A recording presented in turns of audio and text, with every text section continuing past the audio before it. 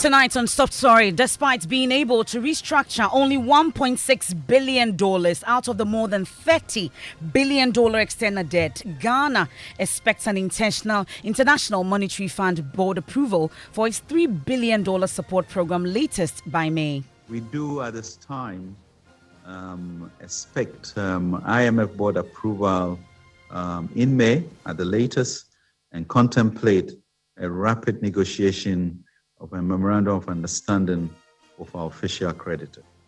We'll get to track tonight the feasibility as the finance minister makes a crucial pitch with an assurance to the investor community of Ghana's commitment to restoring economic stability through effective implementation of this support program.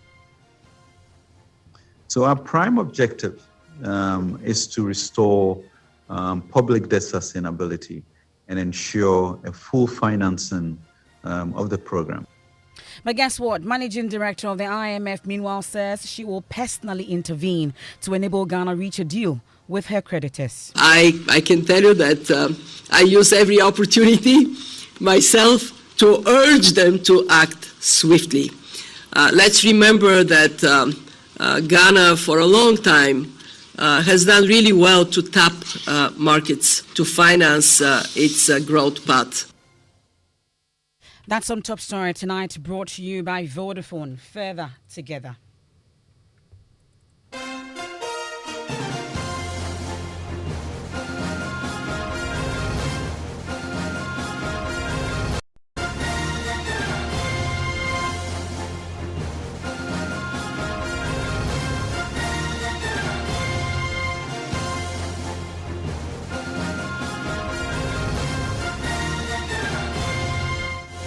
IMF Power, and tonight Finance Minister Ken Ofori-Atta says the nation's hopes to secure an IMF board approval latest by May. Securing this will, however, require meeting the critical target of bringing debt to GDP ratio to 55% by 2028 and reducing the country's external debt servicing ratio. While achieving these can, however, prove to be challenging, as Mr. Ofori-Atta says, the nation has so far been able to restructure only $1.6 billion out of the $30.5 billion external debt.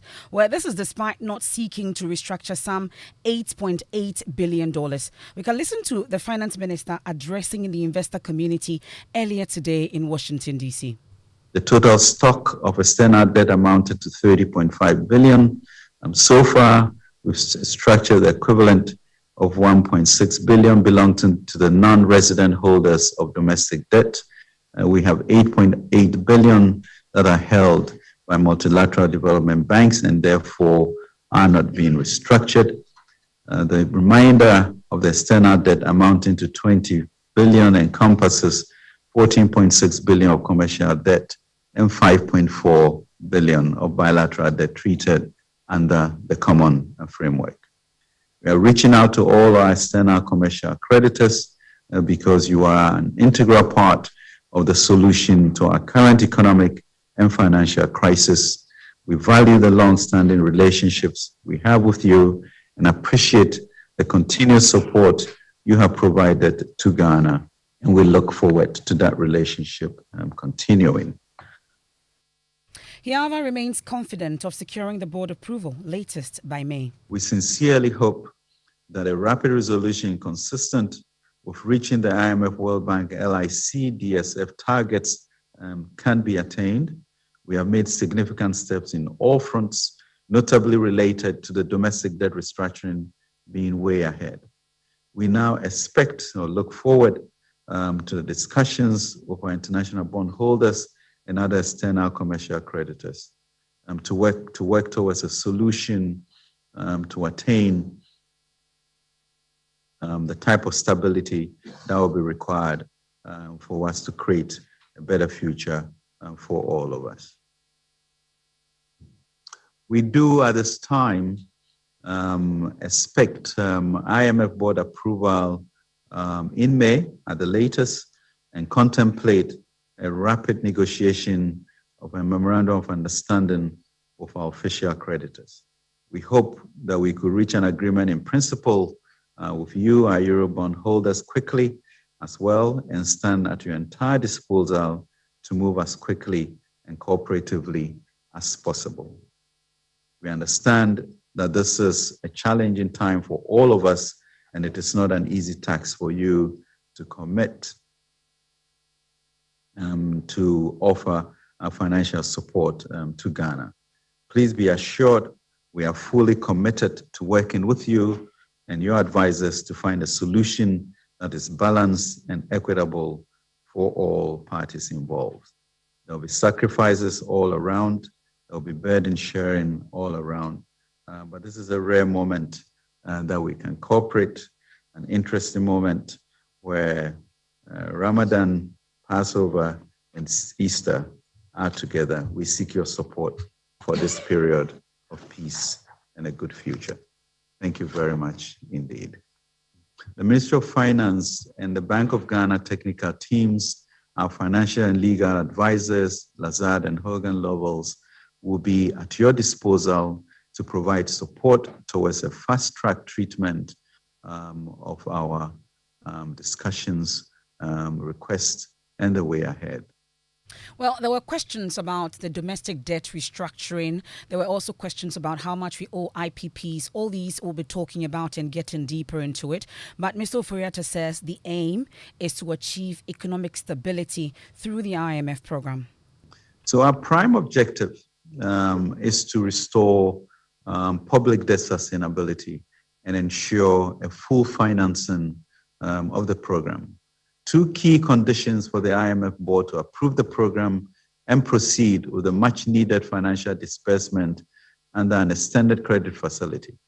This will require, among other targets, bringing the ratio of the present value of our total public debt to GDP to 55% by 2028 and bringing our external debt service to revenue ratio below 18% from 2028. This will also require securing enough financial assistance from our development partners to meet our gross financing needs over the period of the program. This will be of paramount importance to ensure that the IMF program is fully funded. Finance Minister Ken Oforiatta will get to hear from the Governor, Mr. Addison, also on this. But let me bring in Joy Business Editor George Uyafe, joining us all the way from Washington via Zoom. So, George, thank you so much for joining us. You must have been gauging the reaction of these investors after this final push from Ghana for their support. Tell us what you've been able to gather from them. Well, I mean, it has been mixed. Some were convinced that indeed some measures are being taken to try and stabilize the economy, and so in the medium term, this engagement brought some relief to them and addressed some uncertainties around the economy going forward, and then the IMF program. But there were still issues about the status of the IMF program, the financing assurance, and also what is government doing to rein in spending, fiscal stability, and improve revenue as well. And just like what the finance minister explained earlier, that this is just an open engagement.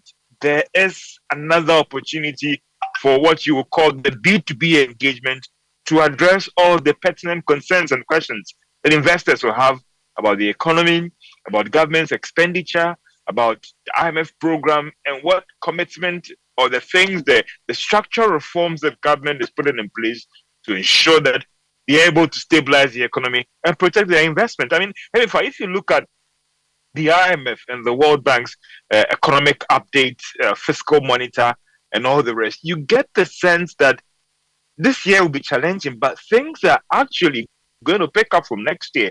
If you even look at growth itself, the bank is projecting that growth will pick up from next year. If you also look at the IMF when it comes to its fiscal monitor report in terms of our debt GDP ratio, it will slow next year as well. Mm-hmm. So for some of these investors, it is not a short-termist thing, but again, what structures, the structural reforms that you're putting in place to ensure that the recovery that everyone is looking for will come quick and it's taking a longer time. But really, by this, though, China is still pushing to have independent restructuring talks, or they've actually softened their stance from what we are gathering after today's meeting? Well, if we could pick up from the partial creditor committee that was formed when the Paris Club met, China raised some concerns. There were concerns about the classification of Ghana's debt owed China. And don't forget that some of these debts are owed to the China Exim Bank. And China was arguing about the fact that this is not a state debt, this is a private debt. So how do we deal with that one? China was also raising an argument that if you want some of our institutions that we classify them as multilateral to participate in this financing program, what is the IMF and the World Bank also doing in terms of what you call debt cancellation?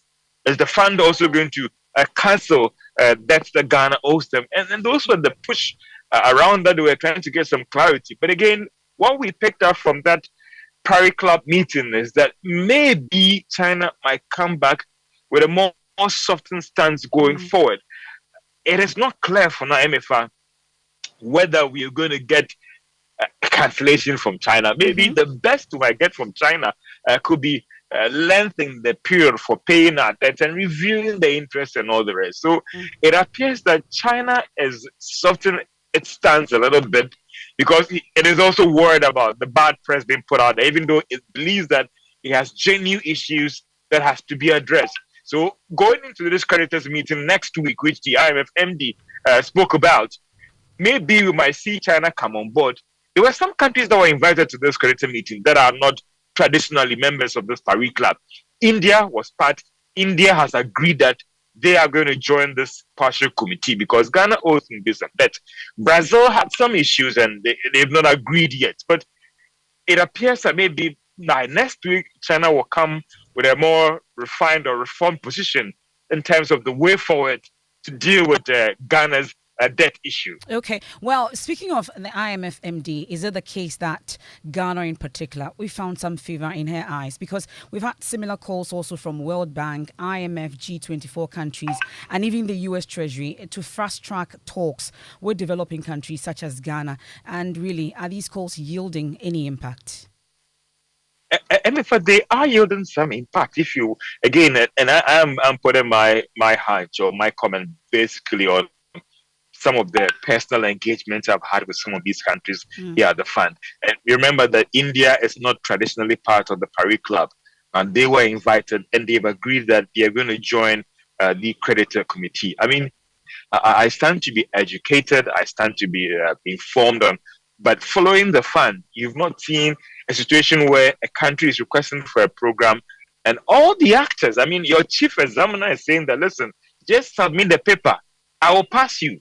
And that is very interesting. You have the MD, you have the World Bank president, you have the US Treasury Secretary, and all the actors, JICA, all these multilateral institutions, IFC, all saying that they want to help Ghana. But the argument is that, yes, we want to help you, but it wouldn't be a blank check. You also have to commit to some structural reforms that would help in stabilizing the economy. And that's very, very critical. So the MD, even during the press conference, made an argument about the fact that, listen, her push to help Ghana has been influenced by the fact that Ghana's track record has been stellar in terms of economic management and how it's done on the international market, where to borrow funds and all the rest. So if this challenge, which I think this bit is controversial, where she still insists that Ghana's crisis is not just a domestic issue, but the fact that it has to do with the COVID and the Russian-Ukraine issue. And therefore, she's firmly believing or optimistic that they have to step in now to help Ghana.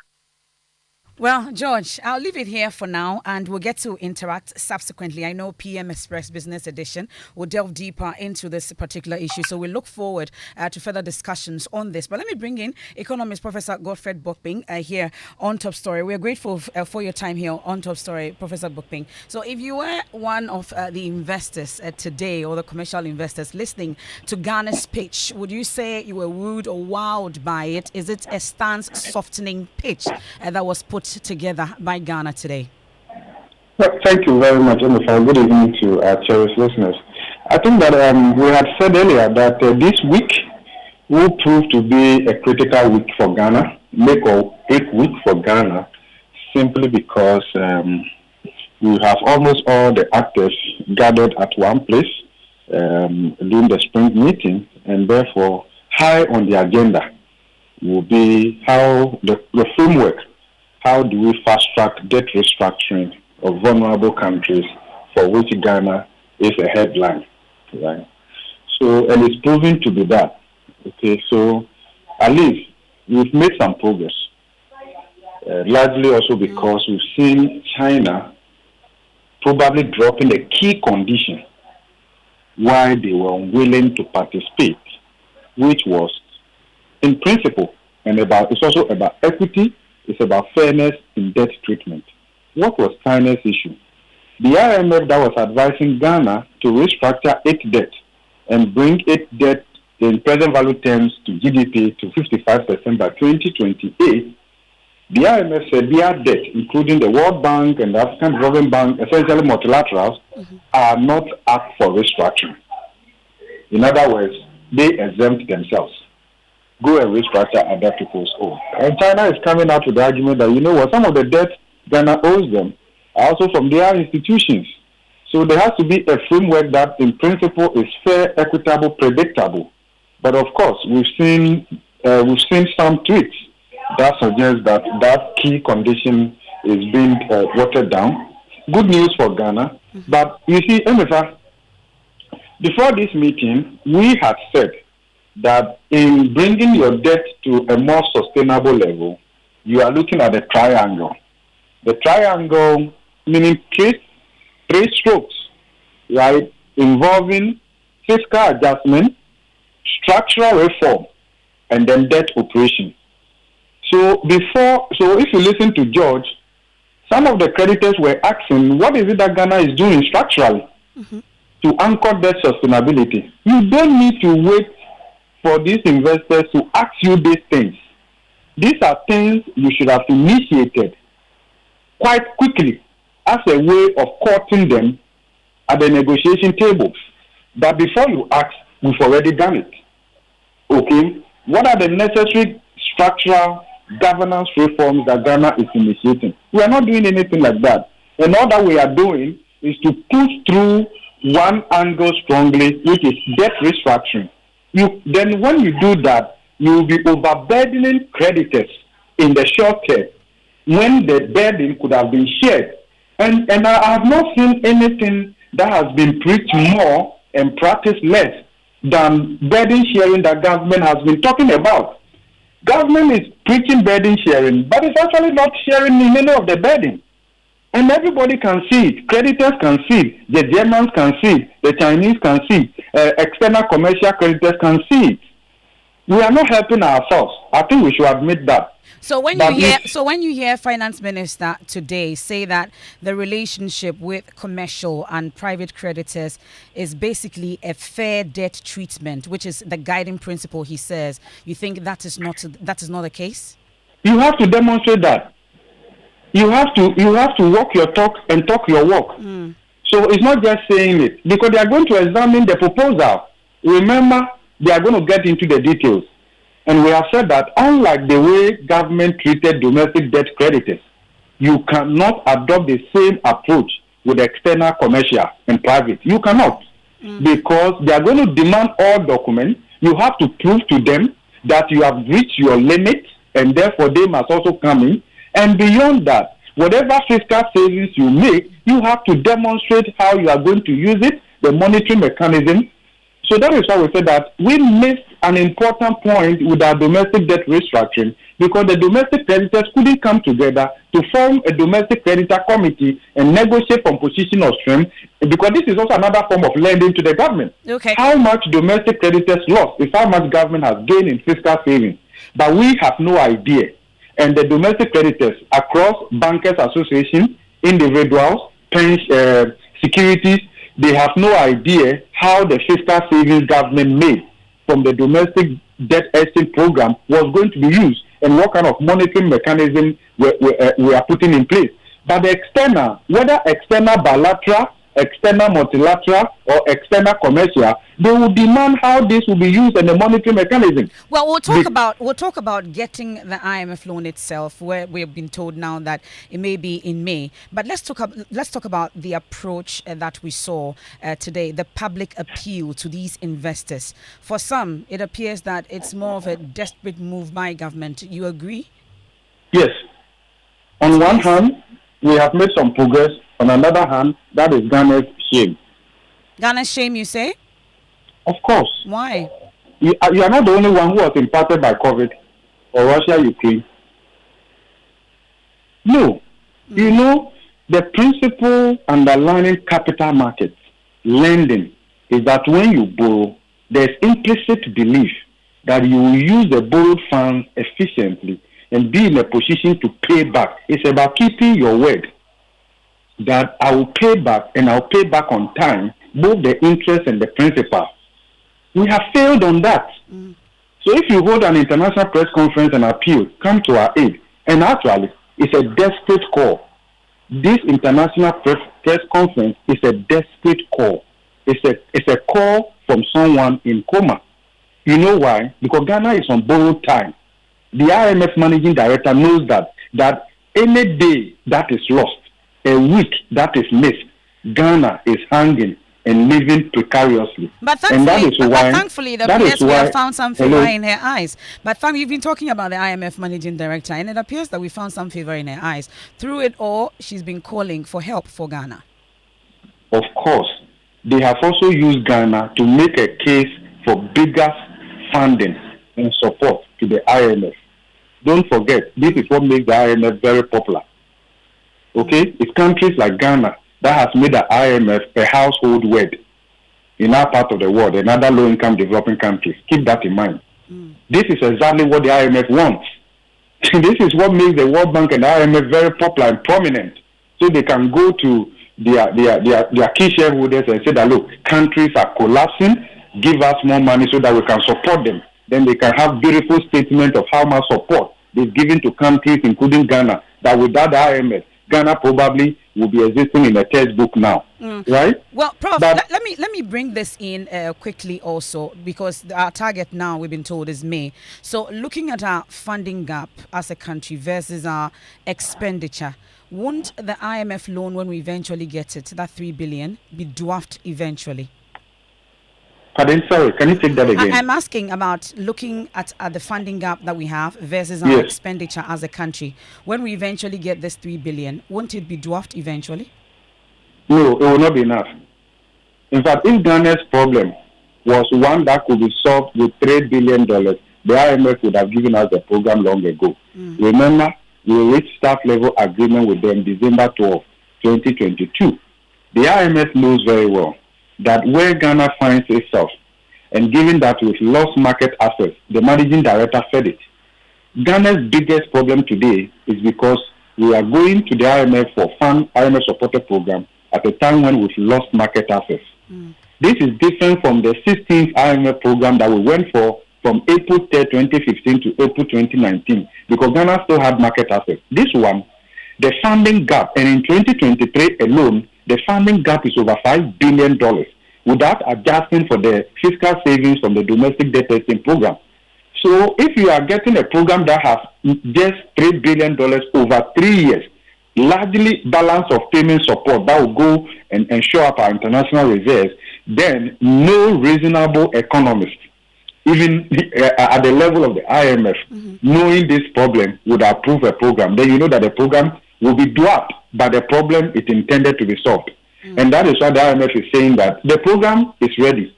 The only way we can take it to our board for approval is when you secure assurance from your bilateral and multilateral development partners that they will help you to close the funding gap, not only for this year.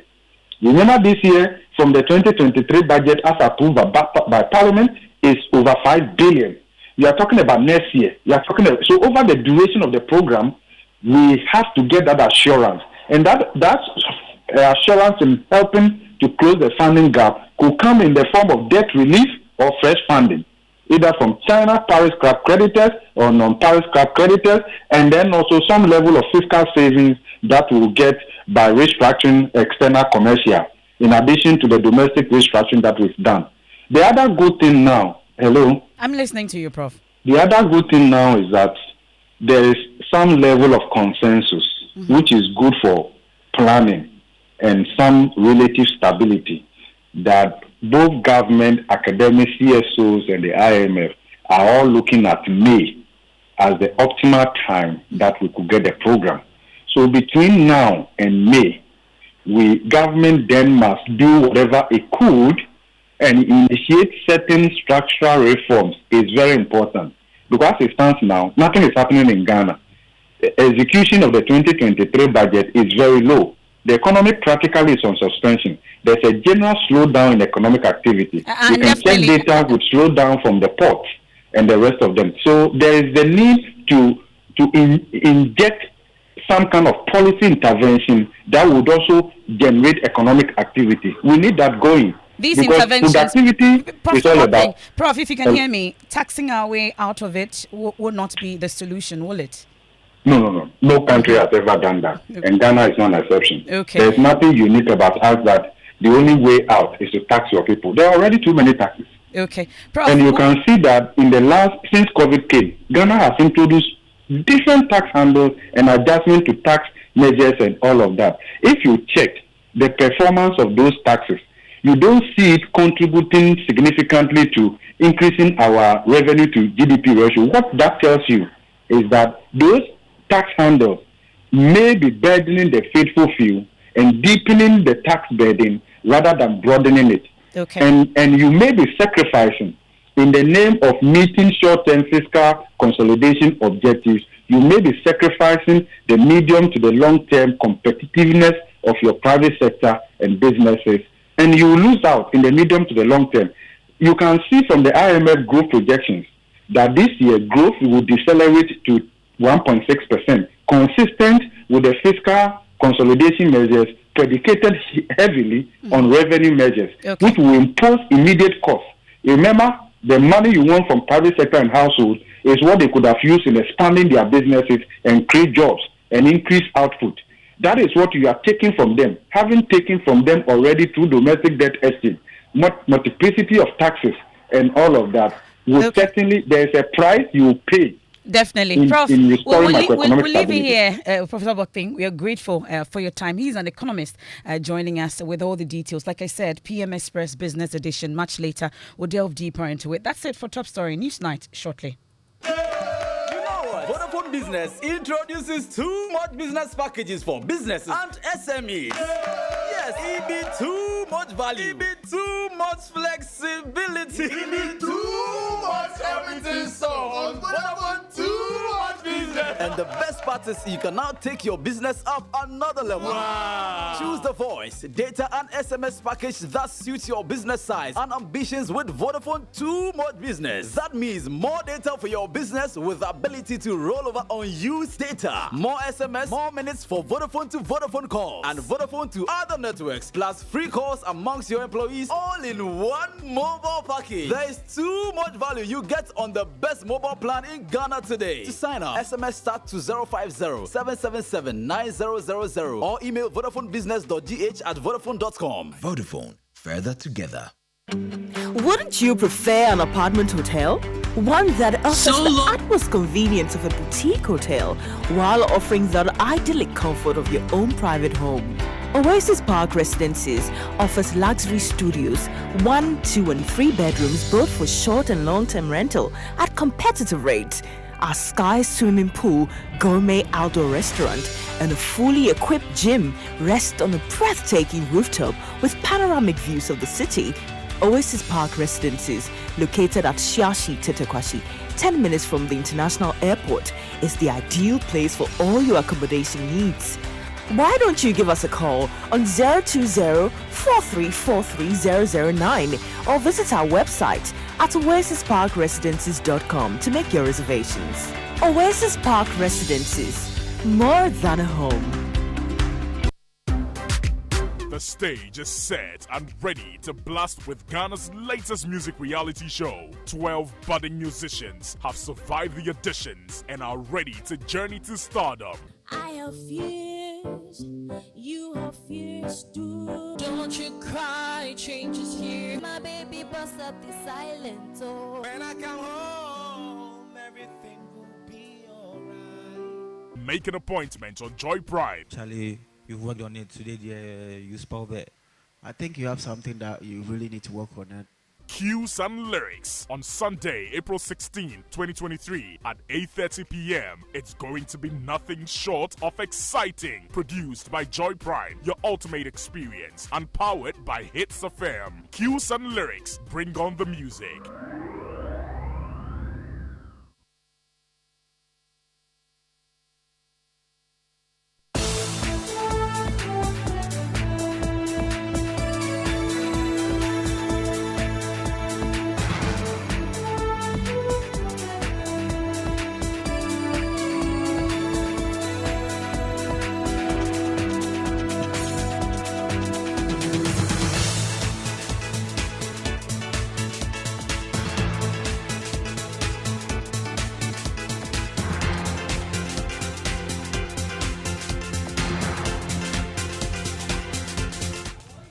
Hello and welcome to Newsnight. Tonight, activities of illegal miners at Dollar Power in the Savannah region poses a huge risk to the country's second largest dam, Bui Dam. Details as the Minerals Commission warns perpetrators it considers them as enemies who have to be punished.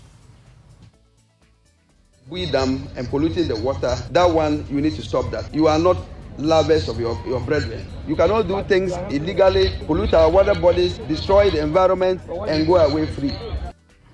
We'll hear how the Ghana Boundary Commission is bringing state institutions together to address the challenges in the area. Also, Ghana human rights record up for scrutiny yet again as the nation is cited for multiple human rights violations, including torture, extrajudicial killings and coordinated attacks against LGBTQ plus persons. We have details of a U.S. State Department report. Also tonight, Ghana Health Service sets up a task force to stem spread of deadly Anopheles stefani mosquitoes already concentrated in Tuba and Dansuman areas of the Greater Accra region. If you have a vector like this, that has the high chance of increasing the mosquito population. What it means is that it has ability to more or less worsen the malaria situation and retrogress the progress we have made.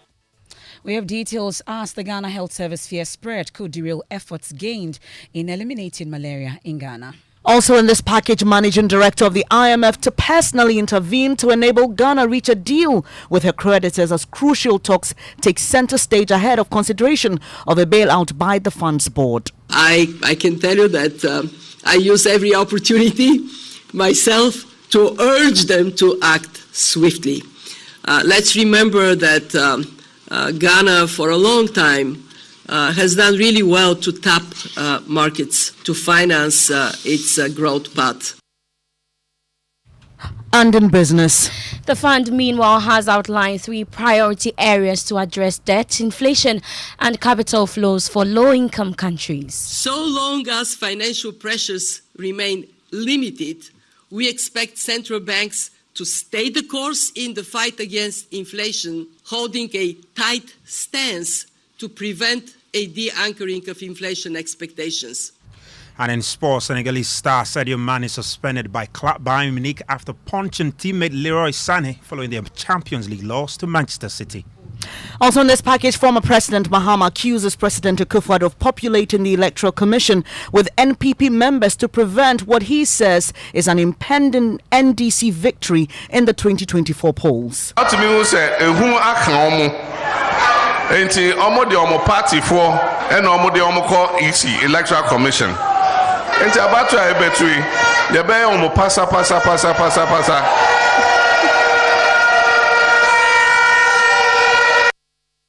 We've got details of these and more here on Newsnight. Thanks for joining us. We are very interactive. You can send your thoughts to us on 055-1111-997. Thanks for choosing us.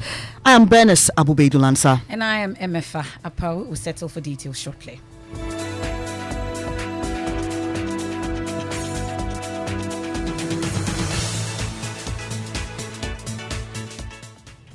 This evening, we start from a border community in the Savannah region known as Dollar Power, where illegal miners are said to be polluting the Bui Dam. That's according to the Deputy Chief Executive Officer of the Minerals Commission, Samuel Tika. Speaking during a community sensitization program organized by the Ghana Boundary Commission, Mr. Tika warned the state considers illegal miners involved in the pollution as enemies who have to be punished. He adds the Minerals Commission will initiate a community mining scheme to ensure responsible mining in the area.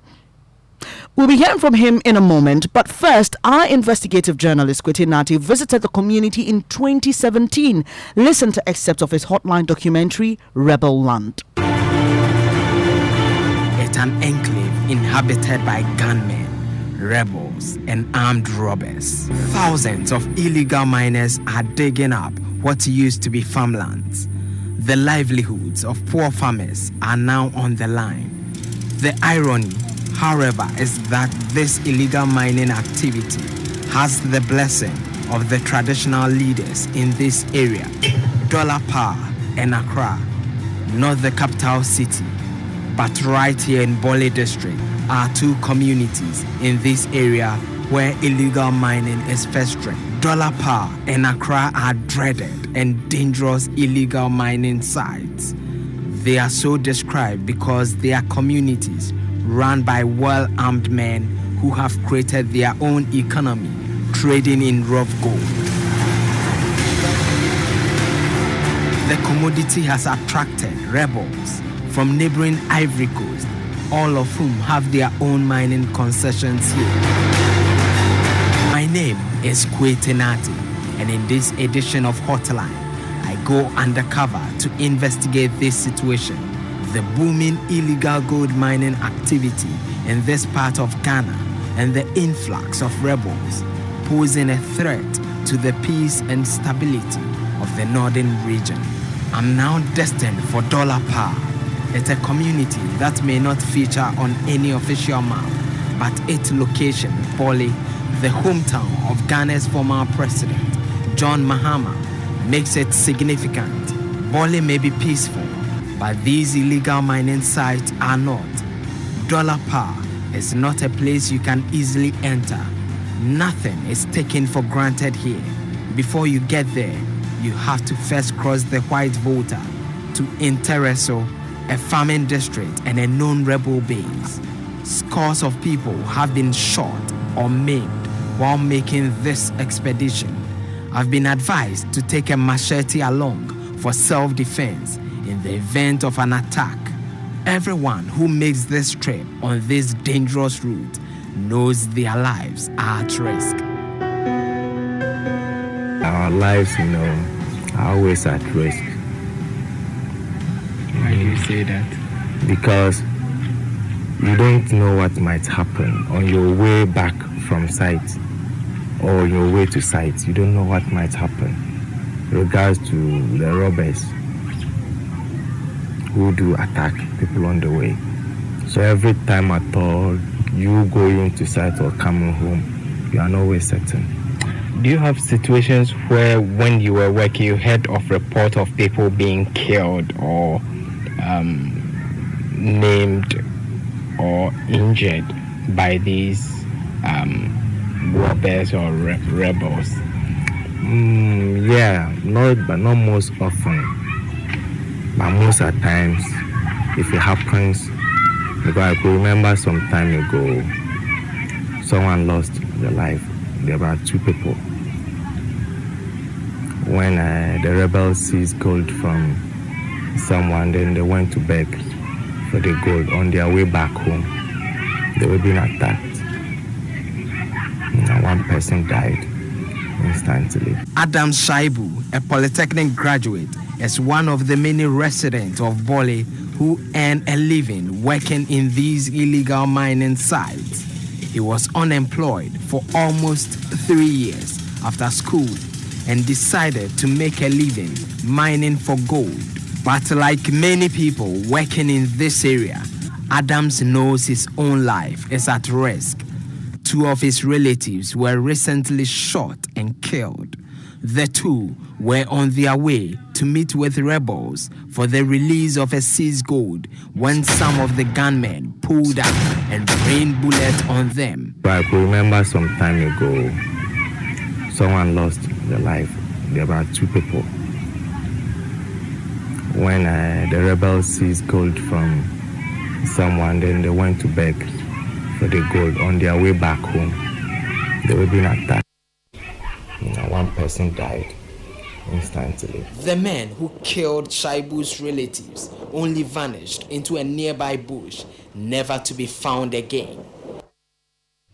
So you heard excerpts of that documentary produced by my colleague Kwete Nati in 2017, and it was focusing on the area Dollar Power. It was called Rebel Land. Well, then it's a core part of the work of the Ghana Boundary Commission is identifying challenges in border communities and collaborating with relevant state institutions to address them. So as part of a community sensitization program organized by the Commission, the chief of Dollar Power raised concerns about the lack of security presence and other social amenities. Well, he says the residents are vulnerable to recruitment by insurgent and terrorist organizations. He spoke through an interpreter, Mohammed Tahiru. To state our concern to you about some of the challenges we are facing security-wise as a community.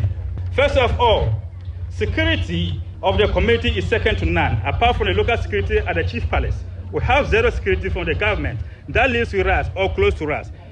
We, however, experience security once a year by Operation Gundalugu and also by recent diligence of your men that visit in respect to the boundary lines.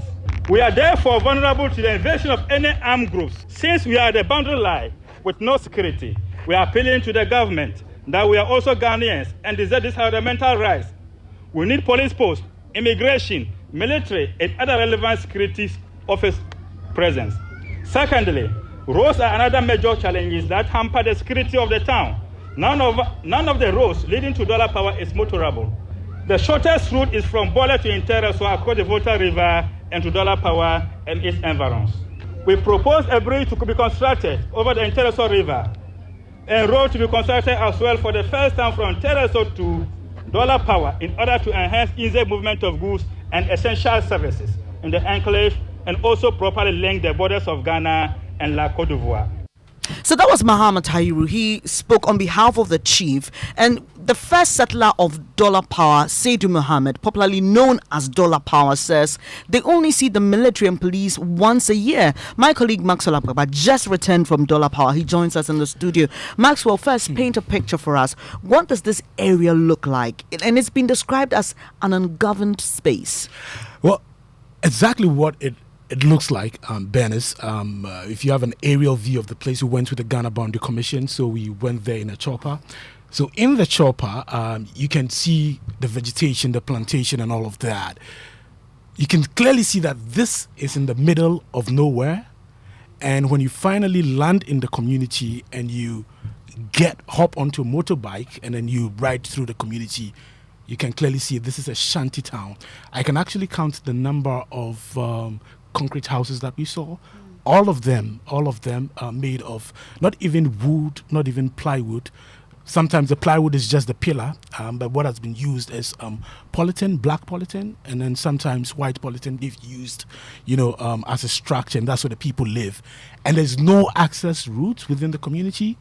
So for the officials from the Ghana Boundary Commission, they had to get on motorbike. Even for the pressmen who went with them, we had to get on a motorbike to get access to where one of Ghana's international boundary pillars is actually located. Another thing we realized was during our stay in that community, we had no access to telephone network, so we couldn't make any calls. I couldn't send any stories through to our platform. There's no electricity in the community. We're told that only electricity that you have in the community was provided by a gentleman, a self-acclaimed first settler, who's known as Dollar Power, Seydou Mohammed, who is known as Dollar Power, who provides some part of the community, with electricity.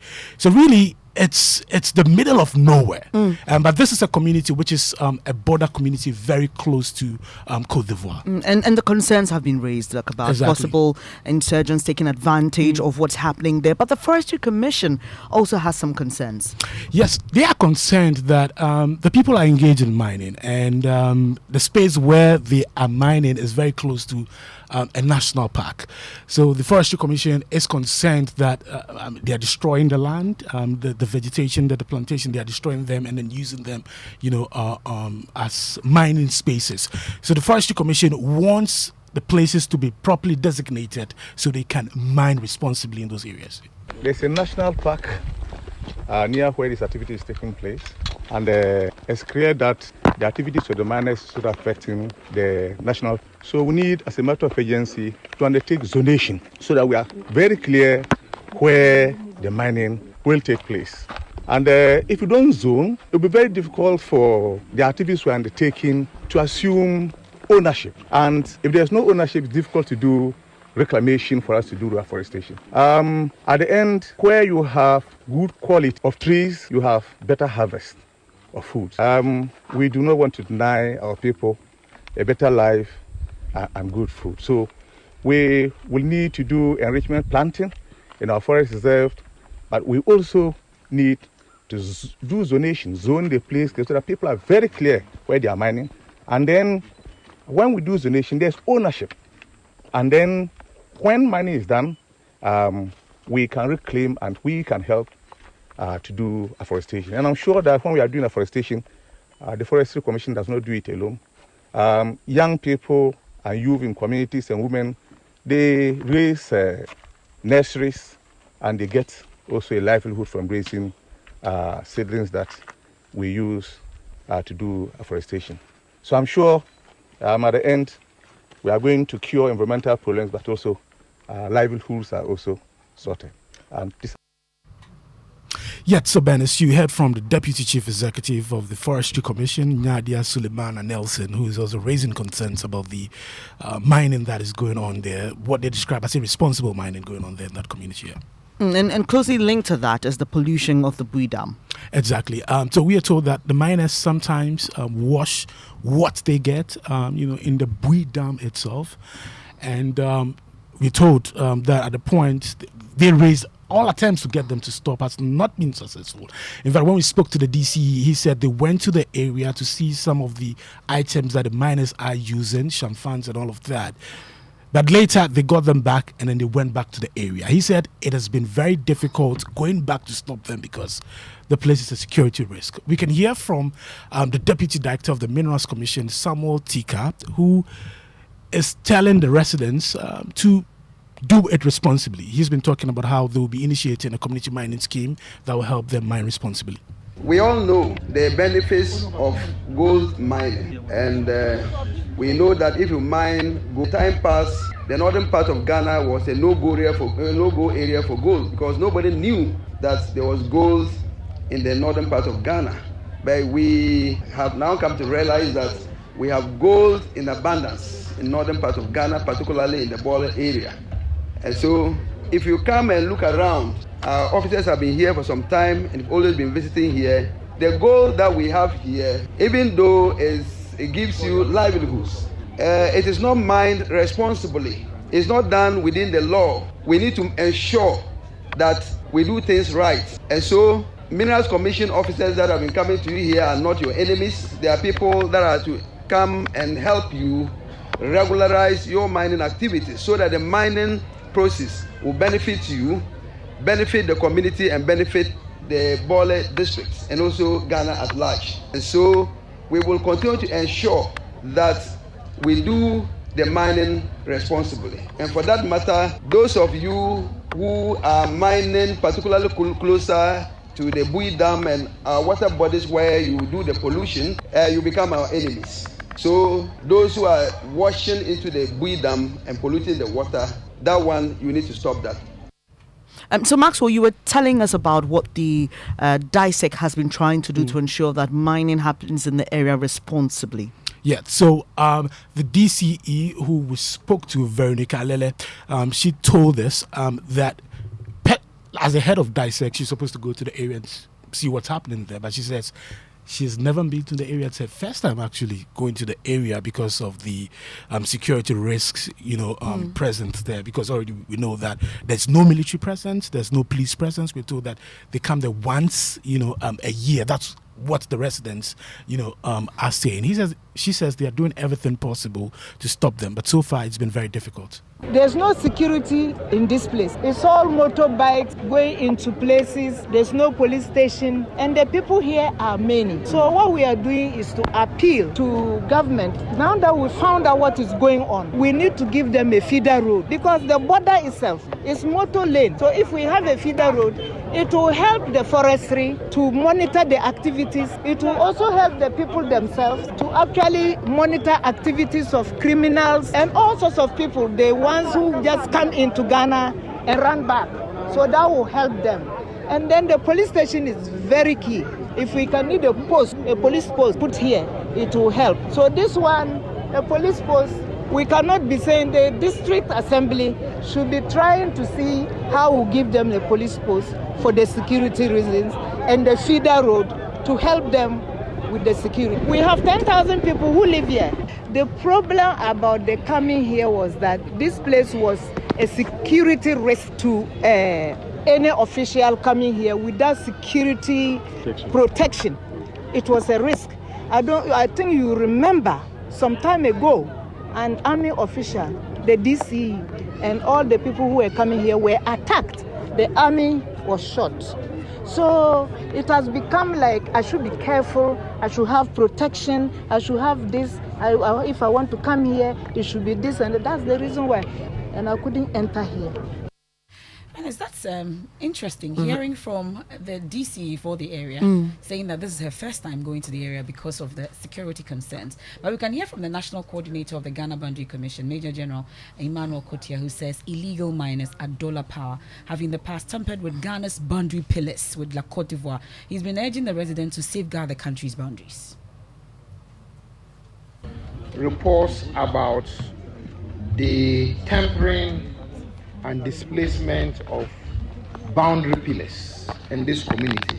We came for the inspection, verified a number of boundary pillars along the international boundary line between Ghana and Côte d'Ivoire removed.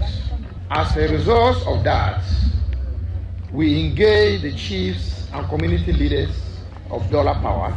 Then we were able to identify some of the underlying reasons why this had happened. Partly because of illegal mining that was going around, just because people do not really understand why those pillars are there.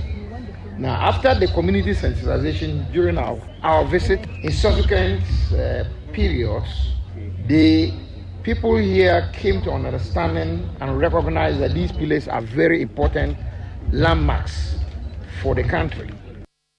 So that's the National Coordinator of the Ghana Boundary Commission, Major General Emmanuel Kotia. Let's quickly bring in the Deputy Director of the Minerals Commission, Mr. Samuel Tika. Thank you so much for joining us today. Well, interesting development visiting Dollar Power today. Let's talk about how bad the situation is when it comes to the pollution of the Bui Dam. Hello, Mr. Tika. Hello. Can you hear me, Mr. Tika? Yeah, I can hear you. I'm asking about how bad the situation is when it comes to the pollution of the Bui Dam. How long has it been on? Our officers have been, let me just say good evening to your listeners. Our officers have been visiting the area for quite some time now, and they have reported that the Bui Dam is being polluted. And so I'm sure because of the distance, visiting it becomes a very challenging issue. But the reports we have received are that the illegal miners around the area, they wash their gold into the Bui Dam. And so it's becoming very dangerous to people around there. If you don't take care, what is happening in the south here would happen in the Bole area. Because if we don't take time all the water bodies there through the Bui Dam will be polluted. And we are told there's no military or police presence in the area. How then will the community mining scheme you want to initiate be properly regulated? As for the community mining, it is the agreement among various stakeholders within the community. The traditional authorities are involved.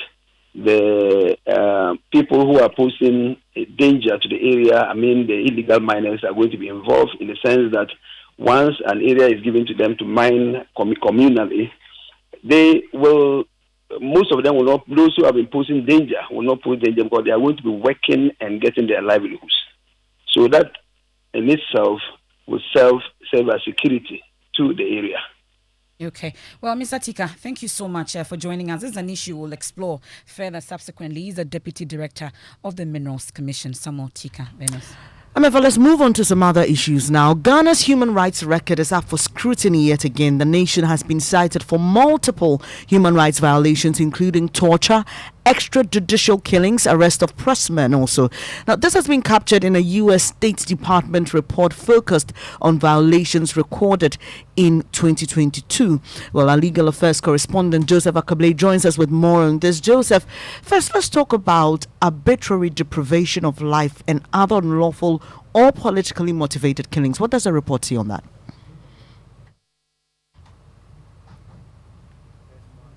That is captured has to do with an incident that took place in February, where the police chased a man suspected to be a man they suspected had committed a traffic violation. They chased him into a traditional chief's palace in Yendi and opened fire, killing another man and injuring 8 others with stray bullets. In the immediate aftermath, the police announced the suspension with reduced of the 6 officers involved. But as of November 2022, the report states that the results of these internal investigations have not been revealed. Reference again is made to the incident that occurred at Nkwanza in April of 2022, where the police arrested one Albert Donko and brought him to the police station, alleging he was involved in a series of armed robberies. You recall that Mr. Donko died while in police custody hours later. In a departure from typical practice, the police did not announce an operation or arrest had taken place until more than 3 weeks later. A protest erupted on May 18 in response to the news of the death, with youth blocking roads and destroying property, including the police station. The police fired ammunition into the crowd in the protest, and as of November, the police had not concluded any internal investigations into both deaths. Joseph, quickly run us through what the report says about freedom of expression, including that for members of the press and other media. For the press and other media, reference is made to the Oliver Bakavomawo incident.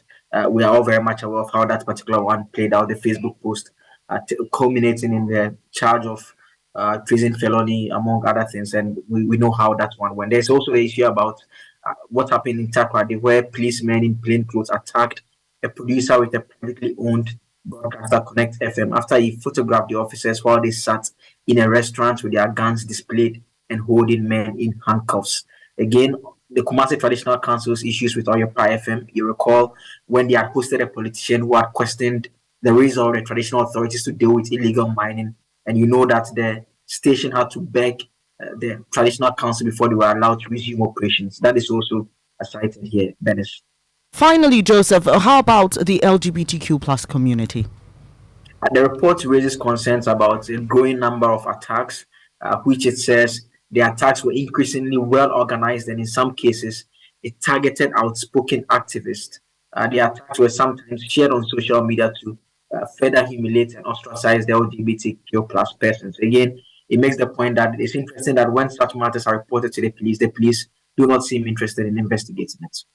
That's our legal affairs correspondent, Joseph Akabley. Let's now bring in Professor Epieji Itua. He's a human rights advocate and joins us with more. Good evening, Prof. Thank you for your time. Clearly, you may not be surprised about what you're seeing, but in April 2022, about a year ago, Amnesty International asked government and state institutions to take a critical look at human rights violations and find lasting solutions to them. Is there any single action for you that indicates a readiness of government to find a solution to this trend? Thank you for having me, Amifa. Unfortunately, government has done very little to improve the human rights situation in the country. We are rather on a slippery slope, and it is a worrying trend because human rights is not taken seriously in the country, and it is because government wants to exercise power or extend this power or retain power. And so everything that needs to be done to ensure that that power is preserved and utilized in a way as to maintain and retain power. That is what the government is doing. And it's a trend that is cast across many countries in Africa because of the kind of democracy that we have, which is also moving away from what we call liberal democracy into illiberal democracy, where we see trends, governments abusing the checks and balances in government and making sure that it silence the other arms of government that are supposed to provide the checks and balances. So for that matter, it seems like a free rein for government to do whatever it wants without attracting any sanctions or accountability being put in place to ensure that there is order and the sanctions attached for violations of rights. And so, Prof, if I get you clearly, what you're saying is that our inability to distinguish between the different arms of government and state institutions could be what is allowing this problem to fester. It is one major reason, because we have key human rights institutions which are supposed to function and to place that accountability mechanism in place. We talk about SHRAJ, we talk about OSP, we talk about the courts, we talk about parliament, we talk about even the police service, which is an arm of the executive. So the judiciary is not playing its role as it should. Parliament is not playing its role as it should. The other constitutional bodies are also not doing very well. And for that matter, accountability has been weakened. The international community also is not helping in the sense that generally, overall, democracy is on the slide and human rights violations are occurring even in so-called advanced democracies, which sometimes, when they set a good example, it puts a check on what less advanced democratic countries can also do. But if they are abusing their rights, and we also have a situation where China is coming in as a major player, which pays less attention to human rights. So it also emboldens governments to toe that line without expecting that they will be checked. So both internally and externally, the mechanisms are weak. And we also have a situation where non-governmental organizations are doing their best, especially in a place like Ghana, but they don't have the support of these bodies to be able to perform their functions effectively and make inroads into checking governments about the excesses that they engage in. And finally, Prof, and it's interesting how you bring the international perspective to all of this, but we've already seen this year what happened in Oshaman. Would you say we're still on that regressive slope, or you have hope that something will change? Do you see hope in the offing? No, we already sounded the alarm bell that even last year when some of these abuses were commented on, we made the case that it may get worse. And if you look at the example of Ashama, it's a typical example of the slippery slope situation we are experiencing, where there is immunity has turned into impunity, and where we have the military going their own way and doing things they want, and it is not checked. They are applauded by the Ministry of Defense and the Minister of Defense, and nothing is said from the commander of the Ghana Armed Forces. So you see a situation where they have the free rein to do whatever they want. And there's a duty on the government. There's a duty on the government to protect human rights. That is the fact that human rights abuses can be committed by third parties. The government has a duty to protect.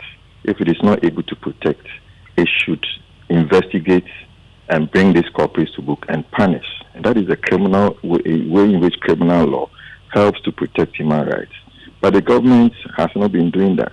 The police service has also been muzzled in a way it is not able to conduct investigations and bring such suspects to book. And even when you send delegations to them and complaints to the IGP, nothing is being done. So that is the situation we are in. Thanks for your time this evening. Professor Appiah J. is a human rights advocate, and he's just been sharing his thought about the latest incidents recorded in Ghana in the U.S. State Department report focusing on human rights violations. We'll take a quick breather now. When we come back, we'll be bringing you business here on Newsnight. And Beverly is here with the very latest. Hello, Beverly. It's understandable, isn't it? Coming up in business, Managing Director of the IMF to personally intervene to enable Ghana reach a deal with her creditors as crucial talks take center stage ahead of the fund board's consideration of a bailout for Ghana. But meanwhile, the fund has outlined 3 priority areas to address debt, inflation, and capital flow for low-income countries. We have these and more coming up shortly. Business News on Newsnight is brought to you by MTN Business. Welcome to the new world of business, Kingdom Books and Stationery, and Alliance Life. Isn't life wonderful when everything worth doing is scheduled? Hitting the stop button on your alarm just in time for your morning jog. That happy moment listening to your baby's heartbeat at the doctor's office. Or an arranged virtual meeting with that big client. Buy airtime ahead of time with scheduled airtime service on MTN Momo. You can schedule your airtime purchase of any amount daily, weekly, or monthly by dialing *170# option 3 and follow the process. Or simply dial *170*311# for a superb airtime purchase experience. You enjoy 100% bonus airtime anytime you recharge yourself with MTN Momo. Keep on talking with that 100% feeling. So, what are we doing today? MTN. Son, we are so proud of you for setting up this hospital. I really love those hospital beds and waiting chairs. By the way, did you import them? No, Dad, I didn't. I actually got them from Kingdom Books and Stationery right here in Ghana. Wow. We also bought our office supplies, safes, executive desks and chairs from Kingdom, and they gave us expert advice on how to set up our office. Guys, that makes 3 of us. I also got our sofa and bedroom sets, plus our dining hall furniture for our new home from Kingdom. Wow, Mom, that makes 4 of us. I usually get my stationery items from Kingdom, and my teacher also mentioned that our classroom furniture was provided by Kingdom. So there you have it. Whenever you're thinking about setting up an office or acquiring furniture for your home, etc., Kingdom Books and Stationery should be your first point of call. With over 40 years experience in the industry, we stock and supply a wide variety of globally sourced office and home furniture, stationery and equipment. Visit our head office, Osu Akwaje, or our office near the Osu Stadium. We're also in Tema Community 1, opposite Olam SHF, Kumasi KNUST Campus, UCC Cape Coast, and now at the Marina Mall, Airport City. Or call us 0302-764101, 764209, or 762792. Visit our website www.kingdomgh.com. The stage is set and ready to blast with Ghana's latest music reality show. 12 budding musicians have survived the auditions and are ready to journey to stardom. I have fears, you have fears too. Don't you cry, change is here. My baby bust up the silent door. When I come home, everything will be alright. Make an appointment on Joy Prime. Charlie, you've worked on it today, you spelled it. I think you have something that you really need to work on it. Cues and lyrics on Sunday, April 16, 2023 at 8:30 p.m. It's going to be nothing short of exciting. Produced by Joy Prime, your ultimate experience, and powered by Hits FM. Cues and lyrics, bring on the music.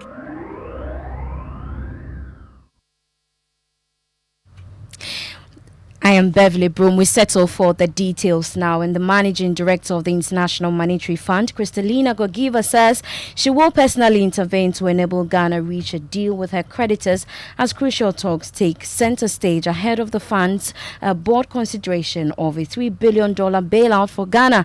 The $4 billion debt owed external creditors made up of members of the Paris Club and China remains the only obstacle to Ghana unlocking the IMF deal. Addressing a press conference on the IMF 2023 global agenda, Kristalina Gorgieva said Ghana, an innocent bystander of the COVID and Ukraine war, needs assistance to revive the economy.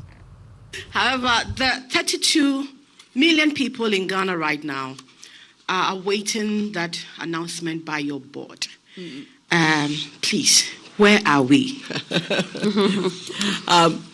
Let me say that we have been in constant contact with the authorities in Ghana.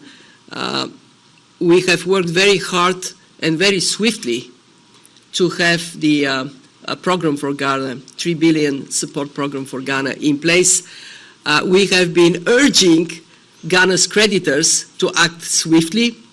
My appreciation for also the proactive role of the Minister of Finance of Ghana in reaching out to creditors. We are expecting that next week there will be discussions among creditors, and I can tell you that I use every opportunity myself to urge them to act swiftly. Let's remember that Ghana, for a long time, has done really well to tap markets to finance its growth path. It has been like all innocent bystanders hit by COVID, hit by the war in Ukraine, and it has complicated domestically the ability to finance the budget. So a country that has long track record of sound macroeconomic management ought to be supported to return to markets. So our program is a bridge for Ghana, and to tell you the truth, I'm actually quite optimistic. I think Ghana is going to move. The creditors are going to move, and we are going to move swiftly. So I guess the short answer to you is stay tuned and stay positive. Well, the IMF boss also announced the fund's 2023 global agenda that aims to address debt, inequality, and capital flow for low-income countries. Let me highlight 3 priorities. First, restoring price stability and safeguarding financial stability as prerequisites for return to robust growth. So long as financial pressures remain limited, we expect central banks to stay the course in the fight against inflation, holding a tight stance to prevent a de-anchoring of inflation expectations. Further efforts to reduce budget deficits, critical to support the fight against inflation and reduce debt, but this is not an easy task. We still have to care about the most vulnerable segments of our societies. Meanwhile, Finance Minister Ken Ofori-Atta says Ghana should be expecting an approval from the fund by close of May. Addressing the media at an investors presentation forum, Mr. Ofori-Atta called on external creditors to support Ghana's quest in securing the program. We now expect or look forward to the discussions with our international bondholders and other external commercial creditors to work towards a solution to attain the type of stability that will be required for us to create a better future for all of us. We do at this time expect IMF board approval in May at the latest and contemplate a rapid negotiation of a memorandum of understanding with our official creditors. Away from IMF-related issues, and managing partner at Ishmael Yamson and Associates Michael Harry Yamson has attributed the lack of adequate revenue mobilization to the unwillingness of present and past governments to fight corruption. According to him, the government could rake in over 80 billion cedis if it blocks revenue leakages and put in systems to end fraudulent undertakings, which is costing the state billions annually. This, he believes, could save the state from begging for credit release from its partners. He has been speaking at a public lecture on wealth creation organized by the Institute of Economic Affairs. And to go back to my ire on the DDEP, the domestic debt bondholders sat with government and identified 83.5 billion cedis of money that could be brought back into their purse if we cut out waste, identified corruption, revenue loopholes and leakages. But today we are in Washington begging for 36 to 40 billion cedis of relief. So what's our priority? Michael Harry Yamson, managing partner at Ishmael Yamson and Associates, ending business news on Newsnight, brought to you by MTN Business. Welcome to the new world of business. Ghana Pay, Alliance Live, and Kingdom's Books and Stationery. My name is Beverly Broom. Thank you very much, Beverly. Elikem Broom. Time for Benis Kelly. To bring us more stories. Right, Amefa Apau. Well, a crack team has been set up by the Ghana Health Service, GHS, to check the spread of the deadly Anopheles stephani mosquito currently in Ghana.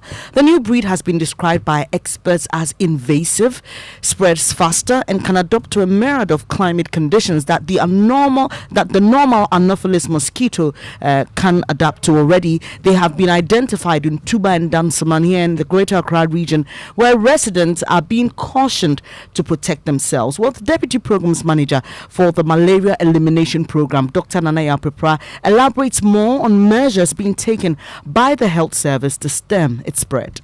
We all ensure that we keep our environment clean. 2, we use the interventions that have been made available to us.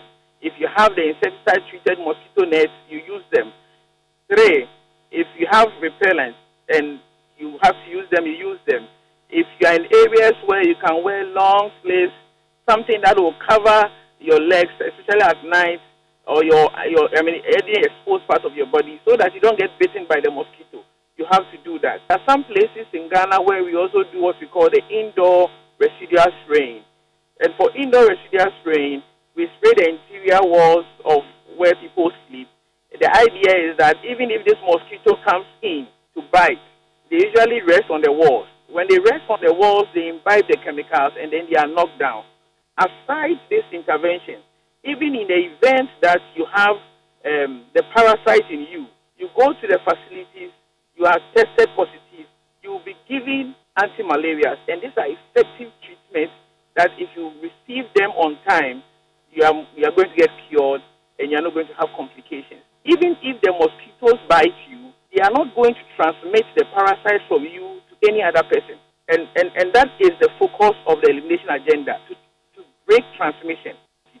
But if you have a vector like this, that has a high chance of increasing the mosquito population. What it means is that it has the ability to more or less worsen the malaria situation and retrogress the progress we have made.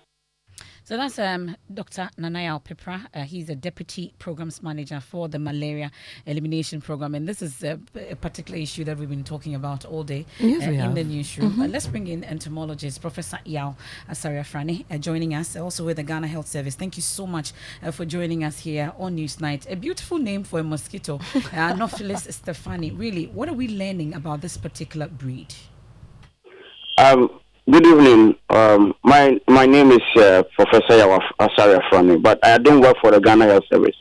I am a professor at the University of Ghana Medical School. I appreciate that is where I am. Thank you. So the mosquito is actually called Anopheles stephani, and it actually comes from, it is originally from the Asia.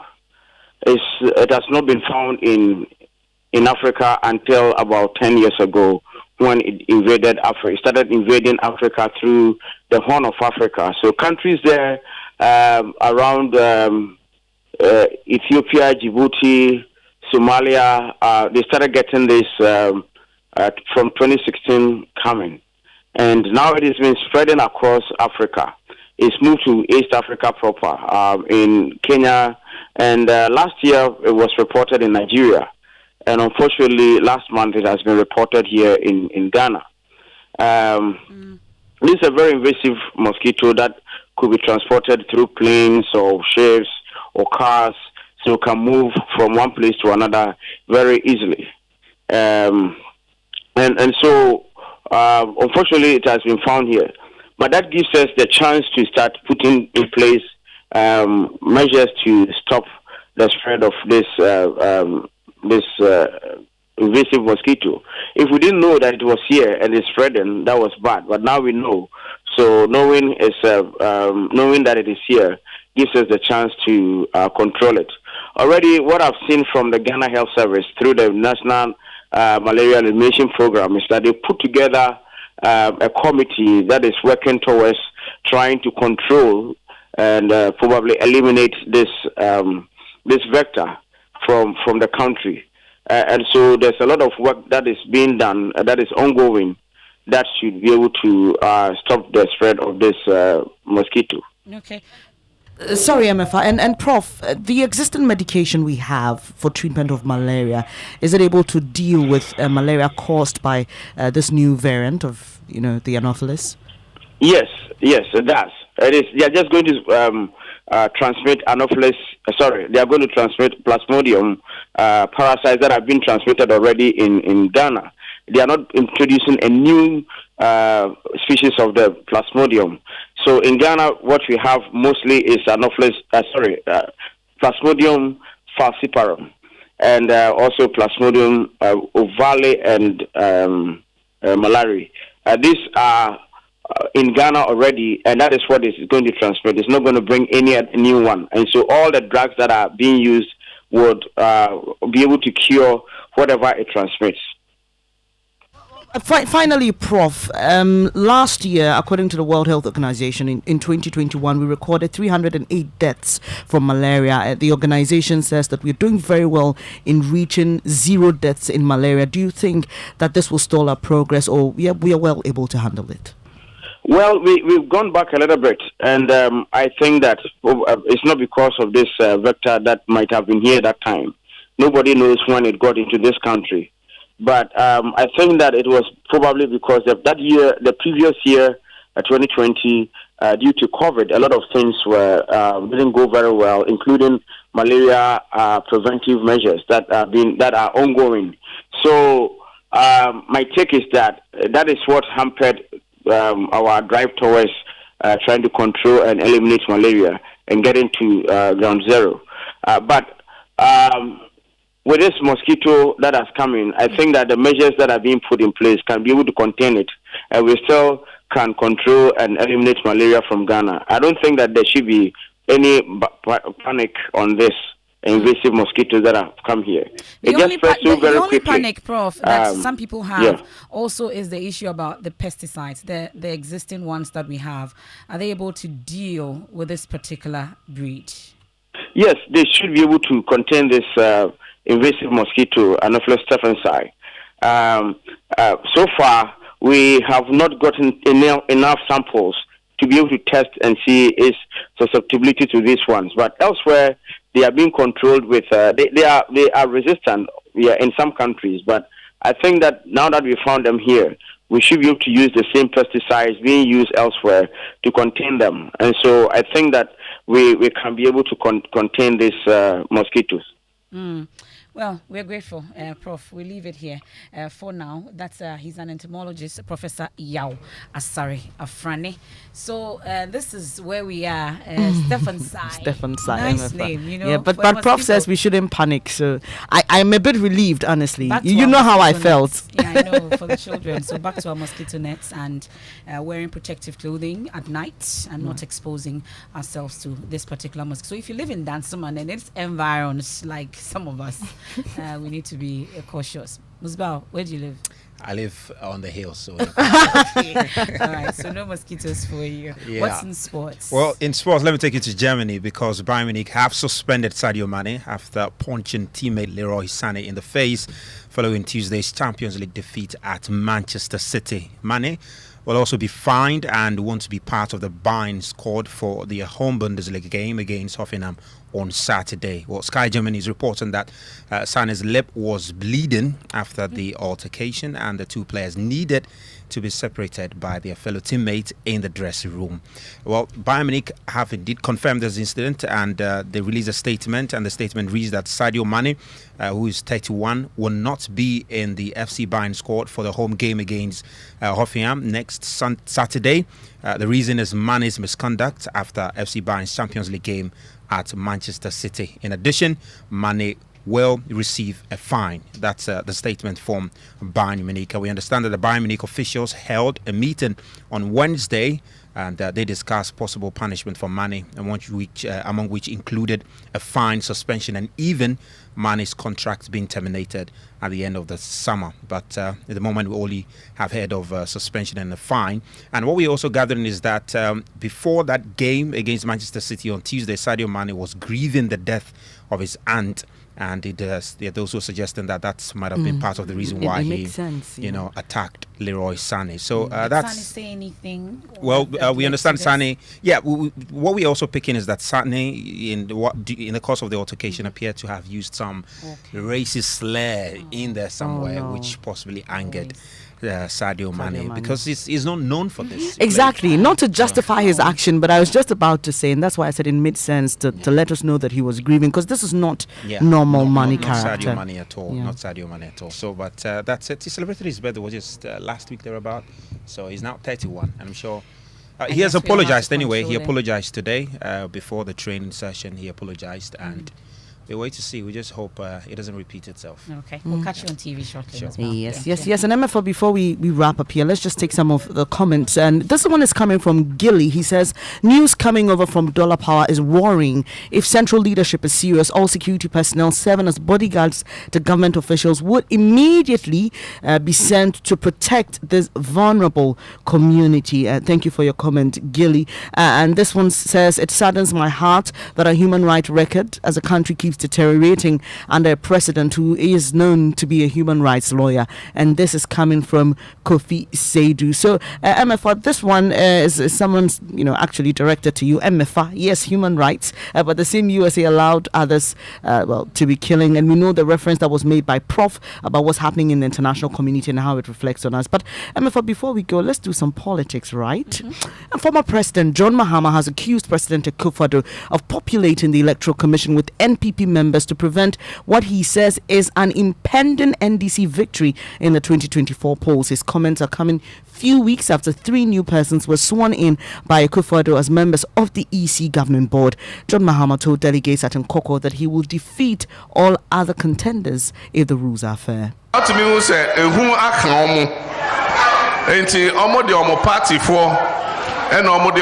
EC Electoral Commission. Now saying appointments on moye, we share microphone, baby omu free and your mom my year, omina MPP4 complete and omo de omo to EC so. And so yeah, better to say Azuma Nelson.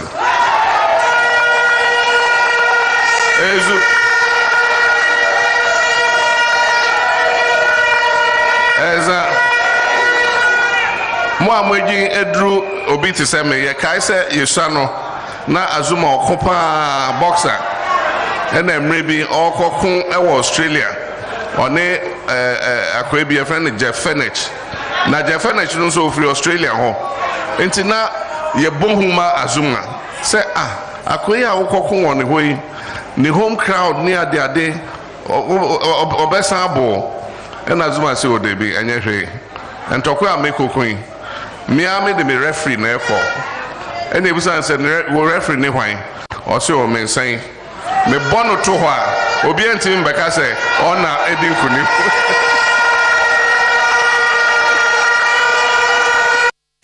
So that's former President John Dramani Mahama. They're giving some boxing analysis. Very on interesting. How it goes down. But earlier, he accused the government of mismanaging the economy. He spoke to delegates at Suhum.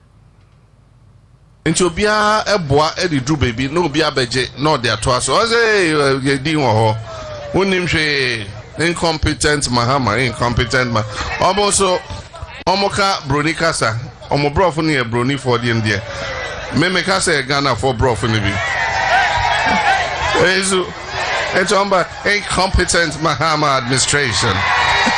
MPP is going to come and transform Ghana in 1.5 years. When we come, we'll give you 1 district, 1 factory. Enya brofun kwa no muka slangs omo. Ye ka twimpo ye ka slangs. Ghana ye ya mobododo. Ghana ye ya mobododo. Ghana nye hiamai. Ye tisikaso. E come there. Me say slang no. En factory mefie. Bakasasa no akase hey Charlie akwe oyo benfo. Fellow Ghanaians. And factory ma